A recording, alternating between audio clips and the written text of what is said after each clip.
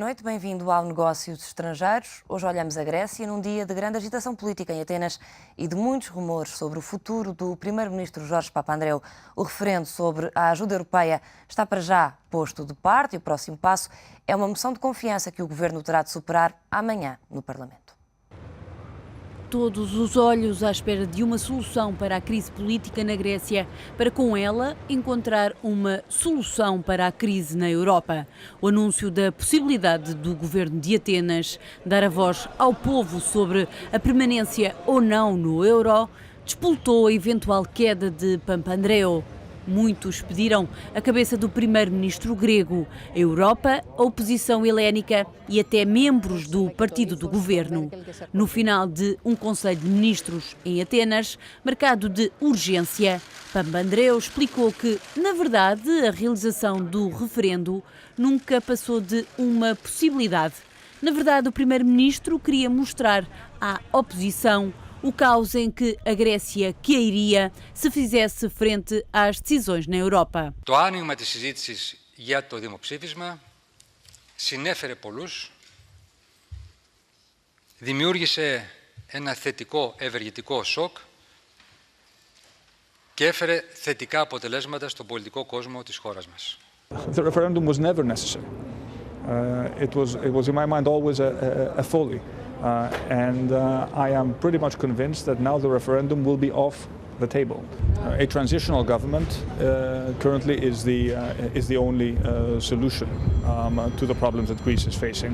It is in my mind very clear that the life of this government has come to an end. I don't think that Mr. Papandreou can remain Prime Minister.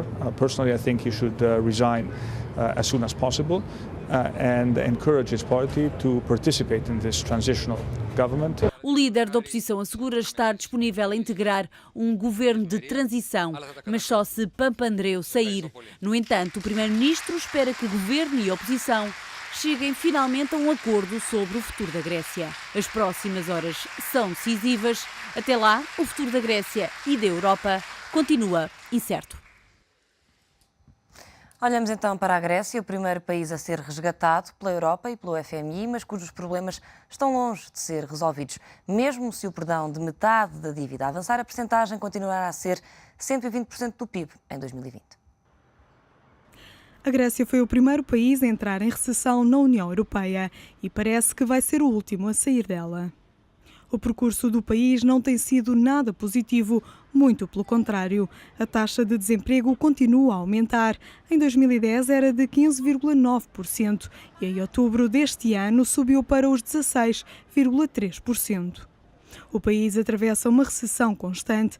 Em 2009 era de 2%, 2010 4,5%, este ano 5,5%. Em 2012 prevê-se que baixa para os 2,5% e os responsáveis acreditam que 2013 vai ser o ano em que o país começa a recuperar. Algo que nem todos acreditam que seja possível, ainda mais com o desenrolar da ação na Grécia, que tem sido tudo menos favorável ao país e à zona euro. Os juros das obrigações gregas a 10 anos também não têm uma evolução positiva. A taxa atingiu os 6,17% em 2009. Em 2010 tocou em máximos de 12,41% e este ano, em outubro, chegou já aos 24,28%. No ano passado, o país entrou num beco onde a única saída foi pedir ajuda externa. 110 mil milhões de euros foi quanto custou aliviar as contas gregas. Este montante devia ser entregue até 2012. No entanto, este ano a Grécia voltou a pedir ajuda e esta foi-lhe concedida em julho. Mais 109 mil milhões até 2014. No entanto, juntamente com estas ajudas, vieram também as medidas de austeridade. O governo de Papandreou reduziu os salários e 30% no número de funcionários públicos. Estimam-se que, no total, o país tenha cerca de 800 mil trabalhadores a depender do Estado. Outra das medidas adotadas foi o aumento da idade da reforma de 61 para 65 anos e o número de anos de trabalho que passou de 37 para 40 anos. Medidas cujo objetivo era poupar 4.800 milhões de euros. As medidas provocaram o caos e a revolta pelas ruas de Atenas. Várias foram já as manifestações e greves que se fizeram sentir naquela cidade. Muitas delas resultaram em confrontos diretos entre manifestantes e forças policiais. Nada que tenha melhorado a situação do país, muito pelo contrário. Analisamos este que é o assunto do dia, com as presenças de Isabel Meireles, especialista em assuntos europeus, e Daniel Traça, economista. Boa noite aos dois e obrigada pela vossa presença. Isabel, vou começar aqui por si. O primeiro-ministro grego diz que o referendo nunca foi um fim, mas sim um meio para se chegar a um consenso. Como é que se avalia esta jogada de Papandreou? De uma absoluta irresponsabilidade. Vimos hoje Sarkozy verdadeiramente zangado com o primeiro-ministro grego, lamentando, enfim, todo este posicionamento que tem sido tomado e, de facto, quando se diz que a Europa não tem líderes à altura, o primeiro-ministro Papandreou é, de facto, o exemplo mais acabado disso. É um líder, diria, quase anão, inexistente, que, de algum modo, e nesta minha leitura, troca o poder pessoal e o seu reforço em nome de algo maior, que deveria ser a estabilidade da Grécia e da União Europeia, porque Papandreou sabe perfeitamente que, mesmo que o referendo não se venha efetuar, que ele provoca inevitavelmente sobressaltos nos mercados, gera desconfiança, gera uma situação de desconforto, porque não se sabe o que é que vai acontecer a seguir, e em vez de ser reforçado, eu presumo que Papandreou saia pela porta pequena, que de facto com esta atitude de falha absoluta de solidariedade, não só para com os gregos, não só para contra o seu próprio governo. Aliás, vimos o Ministro das Finanças a discordar, ser a voz dissonante, enfim, desta decisão. Ele vai ficar provavelmente, se algo de mais grave acontecer, como o coveiro da zona euro, quiçá da União Europeia. Pergunto-lhe se nesta tomada de decisão de Papandreou poderá ter estado o facto de considerar que a solução arranjada na semana passada pelos líderes europeus para a Grécia, no fundo, seria insuficiente. Quer dizer, eu acho que era a solução que existia e naquela altura a única solução que ele tinha. E, portanto, eu tenho a sensação que na Grécia se vive um bocadinho um fim. Nestas coisas, as coisas entram num tamanho de caos que se quer tentar racionalizar as ações dele nesta altura é complicado, quer dizer, porque é muito difícil perceber porque é que ele faz isto, o que é que ele ganha com isto, quer dizer, não se percebe nada. Portanto, eu acho que a Grécia está num estado de um país que está à beira do desastre total, do desastre económico, do desastre político, do desastre da solidariedade entre as pessoas, tudo isso. E nessa altura tudo é muito complicado. O programa que saiu era um programa que permitia uma correção da dívida grega para níveis que muitos dizem que ainda assim não resolveriam o problema, passava dos 150% para 125%, que diziam que seria sustentável, mas muitos economistas dizem que mesmo assim não seria sustentável, porque o problema de competitividade da Grécia faz com que os déficits vão lá estar. Portanto, a Grécia continua a ter um problema de competitividade que não está resolvido. Portanto, continua a necessitar de financiamento externo sempre, mesmo para sobreviver. Portanto, o programa não era óbvio que tivesse resolvido todos os problemas da Grécia. Era um programa que exigia uma coisa que não existia até agora, que era que a Comissão Europeia, a Troika, ia estar presente continuamente quase a gerir a Grécia, quer dizer, que foi uma exigência que os homens tinham. E, portanto, era um programa que realmente ia exigir mais para a Grécia numa solução que ninguém sabe se ia funcionar. E, desse ponto de vista, acho que tem alguma razão. Quer dizer, podia ser que este programa não resolvesse coisa nenhuma. Mas era o único programa que existia e, nesta altura, era uma altura em que é preciso, acima de tudo, acalmar e ganhar tempo para decidir com calma, empurrar para a frente, que foi o que o Primeiro-Ministro fez, realmente não serve a ninguém. Mas eu quando vejo a Grécia, foi isto, há pouco tempo foi a admissão dos chefes militares, tudo isto dá um sentimento de um país que realmente eu acho que já ninguém sabe a direção que tomar, e nestas situações são bastante perigosas do ponto de vista político. São perigosas, sobretudo quando mete militares. A Grécia tem um historial de golpes de Estado, ainda recentemente, em 74, recordo, não é há tanto tempo quanto isso, a democracia foi restaurada com Karamális, porque o golpe dos Cornés implicou que, inclusive, a Grécia ficasse fora de organizações democráticas, como o Conselho da Europa, e, portanto, é preciso ter atenção à história. A história é o único balão de ensaio que nos permite verificar, neste caso, o que é um país e o que é que pode ser no futuro. Portanto, há de facto um historial de convulsão social, de suspensão da democracia, de retomar a democracia, mas de todo modo esta questão das chefias militares é um indício preocupante, a convulsão social nas ruas igualmente.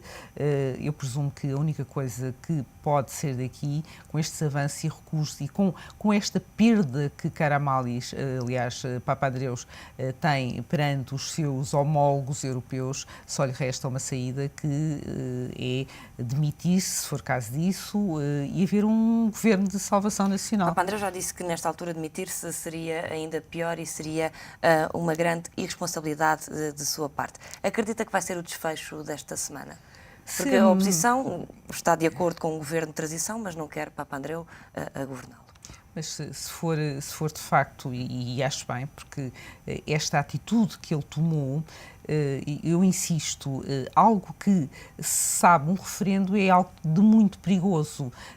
A história da União Europeia tem-no demonstrado. O Tratado de Maastricht foi chumbado em referendo pelos dinamarqueses, Nice pelos irlandeses, o Tratado Constitucional, que não chegou a ver a luz do dia, foi chumbado pelos franceses e pelos holandeses, e Lisboa pelos irlandeses novamente, com perguntas até relativamente simples.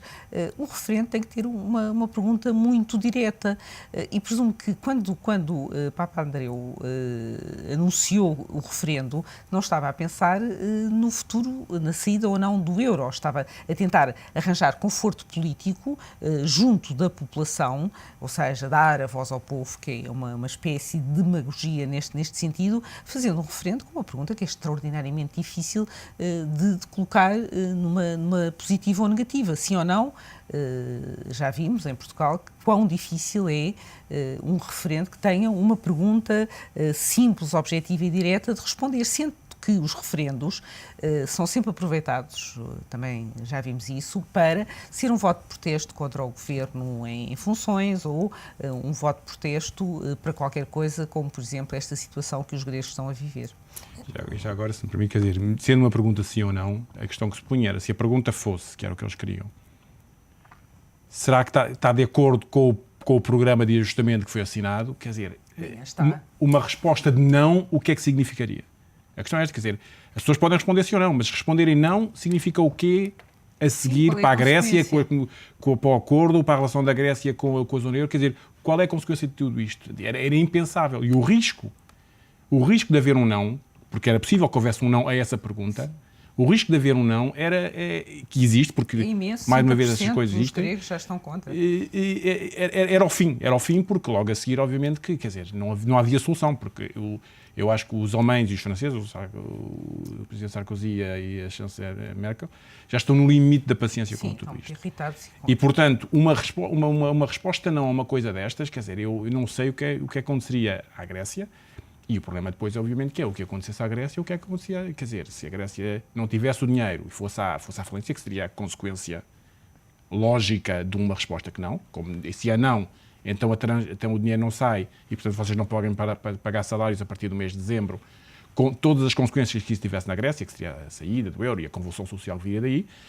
Mas o que é que aconteceria depois a Portugal? E depois de Portugal, o que é que viria a seguir? Quer dizer, o problema aqui não é a saída da Grécia per se, porque isso é um problema da Grécia, mas é a avalanche que isso causaria a seguir em Portugal e todos os outros países. Lia na internet um ministro francês dos Assuntos Europeus a dizer que a saída da Grécia do euro não representaria grande problema, uma vez que representa apenas 2% do PIB da região. A saída da Grécia em si, quer dizer, para os gregos seria traumático, obviamente, não é? Quer dizer, tipo de saída. Eu acho que é preciso separar para os gregos e para a União. Portanto, para os gregos seria um drama. Quer dizer, veja o que é que acontece com os brancos gregos, que têm uma série de dívida grega denominada em euros, provavelmente não iriam pagar, se os bancos gregos não pagassem, mais ninguém emprestava dinheiro aos bancos gregos, portanto, isto tudo era um um caos na Grécia. Mas a questão é o que aconteceria a Portugal, porque a consequência lógica dos mercados seria, a seguir, vai ser Portugal que vai sair. Mas eu estou mais preocupada, por acaso, estou preocupada com Portugal, como é óbvio, somos portugueses, vivemos cá, mas estou sobretudo preocupada com as consequências ao nível da zona euro e do projeto da União Europeia e provavelmente ao nível mundial, como veio dizer o Presidente Obama. Eu quando estava a falar em Portugal, quer dizer, Portugal seria o princípio de um efeito dominó, porque obviamente Portugal acabaria por ser a mesma coisa e a seguir, quer dizer, no fundo isto... Sairia do euro também? Quer dizer, a questão não é sair do euro ou não, é se os mercados iriam pensar que Portugal sairia do euro ou não. Porque a partir do momento em que os mercados pensarem que Portugal vai sair do euro... Sai mesmo. Sai mesmo. A realidade é esta, quer dizer, a partir do momento em que houver... Por isso é que tudo isto é um efeito dominó. Basta que um país saia, que se pode... Prontos, a partir de agora, a saída do euro... É interessante que a primeira vez que se começou a falar da possibilidade da Grécia sair do euro foi agora. Até agora tem-se sempre dito, quer dizer, que a França e a Alemanha têm dito, não, isto é um cenário que não se faz, isto é um cenário que não se pensa. Porquê? Porque não se pode pensar que um país pode sair do euro. Assim que os mercados começam a pensar, porque toda a gente pediu dinheiro emprestado em euros, toda a gente deve em euros. Os mercados emprestam porque acham que vão ser pagos em euros. A partir do momento que se achar que um país, vamos dizer Portugal, pode sair do euro, nunca mais ninguém empresta em euros a Portugal. Okay? E um país como Portugal, sem financiamento externo, acabou. Mas há outra questão relativamente à saída da Grécia que tem sido falada hoje, designadamente pelo novel presidente do Banco Central Europeu, Mário Draghi, dizendo que não é possível a saída da Grécia porque os tratados não o prevêem.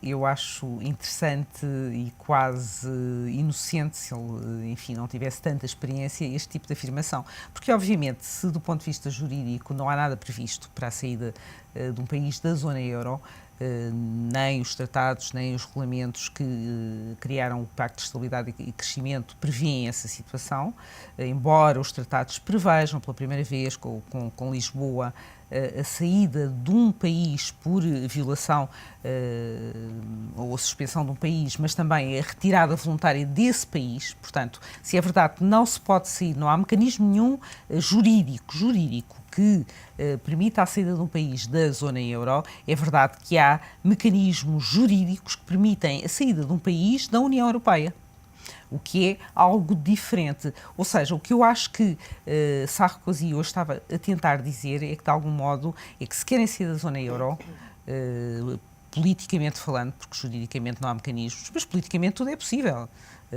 Não nos podemos esquecer que os tratados e todo o normativo jurídico parte de uma base de impulso político, portanto, tudo o resto é possível. Portanto, eu estou convencida que se a Grécia sair da zona euro, provavelmente é capaz mesmo de sair da União Europeia, porque aí há mecanismos e sai diretamente, nem passa pela porta do meio, vai logo pela porta principal e sai da União Europeia, que se calhar é a melhor solução.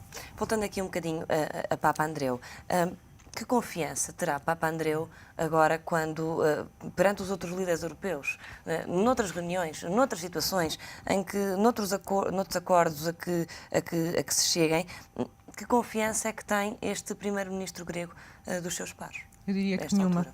Como é evidente, aliás, o ar dele, apesar de ter alguma postura, me pareceu nestes avanços e recuos que era um pouco envergonhado. Percebeu que provavelmente não teria tomado a melhor opção, ou pelo menos a mais consciente. Porque, engraçado, quando dizemos que os países, há países que são motores da União Europeia, que são, digamos, os que dão grandes avanços, o eixo franco-alemão, mas depois é interessante verificar que, no fundo, todos os países são iguais, porque basta que por mais minúsculo, mais deficitário, mais insolvente que seja, como a Grécia, que basta anunciar um referendo a medidas que foram tomadas no âmbito do último Conselho Europeu, ou pelo menos medidas que sufraguem a permanência no euro, para ser o descalabro. Ou seja, nunca se pensou que um país com tantas dificuldades, que era o que menos fazia crer que levasse a uma situação com uma afirmação política aparentemente inocente que pudesse causar este estrago numa negociação laboriosamente feita ao longo de meses e que toda a gente acusava de tardia. E, apesar de tudo, que foi um acordo, na minha perspectiva, formidável.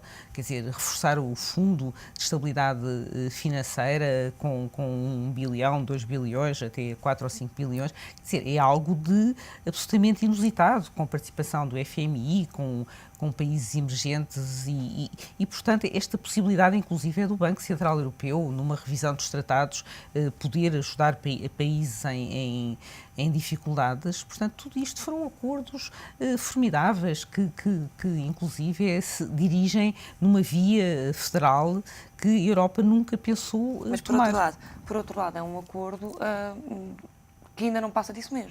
Deixa-me pegar em 2 pontos. Para já, relativamente ao Primeiro-Ministro, eu acho que não vale a pena perdermos muito tempo com isto. Eu acho que este Primeiro-Ministro grego acabou. Vai haver um governo de transição nacional e, portanto... Sem ele. E a coisa vai avançar. Eu diria mesmo de salvação, espero. Pois, exato. Quer dizer, um governo de salvação nacional com os 2 partidos. Até porque é interessante que houve muita pressão no partido da oposição também, que era um partido que até tinha estado a falar, até agora tinha estado a falar contra os programas de ajustamento e agora já veio dizer que está disponível para participar. Portanto, eu acho que a pressão foi muito grande e a política grega teve que se vergar. E falamos aqui de soberania, mas a política grega toda, os 2 partidos, da oposição e o partido do governo, tiveram que se vergar aos telefonemas que se receberam durante estes últimos dias. Faz lembrar um bocadinho da situação de Portugal. Relativamente ao fundo, eu não sou tão otimista quanto ao fundo, quanto às soluções que saíram. Acho que se falou muito e acho que acalmam um bocadinho os mercados. Acho que há muita boa intenção, mas ninguém pôs dinheiro nenhum. E quando ninguém põe dinheiro nenhum, para mim, é só lembrar palavras. as decisões de 21 de junho. Pronto. Portanto, o dinheiro que lá está é o mesmo, são os 440 que não puseram, mas que se comprometem a pôr. E depois vamos alavancar aquilo à direita, vamos alavancar aquilo à esquerda, vamos produzir o Special Engenharia Financeira e o BCE continua, não empresta em last resort, o BCE continua, vai só ao mercado secundário quando achar que deve intervir. Portanto, eu acho que, e por isso é que eu acho que muitos destes problemas vão agora aparecer nos detalhes de tudo isto. Vamos buscar dinheiro à China, de repente o presidente Sarkozy diz que vai à China buscar dinheiro, quer dizer, os chineses não são bem conhecidos como alguém que empresta dinheiro gratuitamente, quer dizer, agora são os russos também disseram que estavam disponíveis para emprestar dinheiro.